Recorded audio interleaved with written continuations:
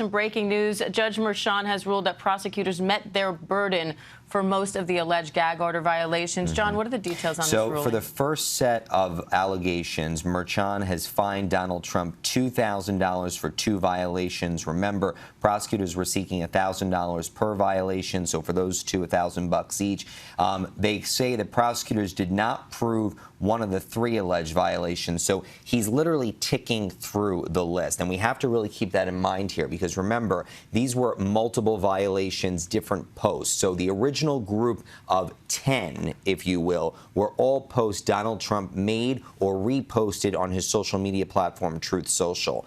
I would believe, but I'm going to wait for the team's reporting here, but the way that the judge has structured this, we believe that this order is only going to pertain to that original group. We're not going to get into those public statements, right? The ones that he made outside of court to the camera that we all talked about here. I think you said it first, Diane, that it seemed like he was getting over the line in some of those comments. We know prosecutors have flagged that. We also know they have flagged 2 interviews Donald Trump gave, one to a local radio station in Pennsylvania, the other to our station, WPVI, leading up to the Pennsylvania primary last week. We do not believe that he's going to rule on those. That's the separate group he's going to hear later this week. But interesting how he's going one by one here. So we've got 3, in theory 7 more to go.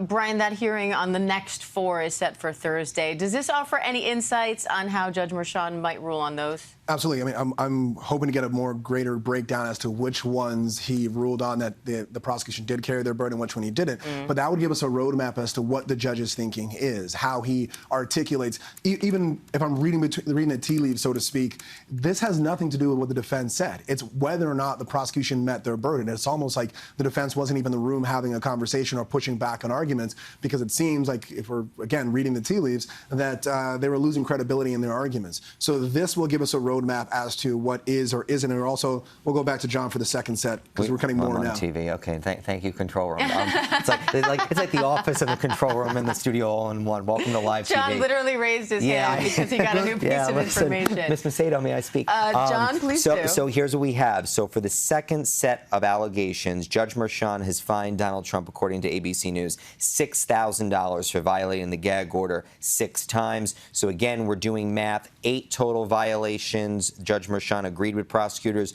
total of $8,000 fined so far. We don't believe that the other ones, they met their burden of proof. If we're adding up the numbers, I think the point that we're trying to get clarification on, because remember, there was, the allegations kept stacking up, right? We started with 3, then we went to 4, then we got to 9, then we got to 10. So the way I'm reading the team's reporting right now is that he's ruled on, I think, 9, 8 of which he agreed with prosecutors. Violation did indeed happen, so he's fined $8,000. One he let go. The others, my sense is that that's going to be part of the Thursday hearing, and we're going to have to wait for that. But clearly, I mean, let's just boil this all away. Not good for Donald Trump. Obviously not something he wants. And clearly one of the things that's going to happen in conference here, besides the fact that Donald Trump will explode quite literally behind the scenes, they are going to have to coach him. You got to rein this in immediately. And Brian's raising his hand. Hey, if it ain't broke.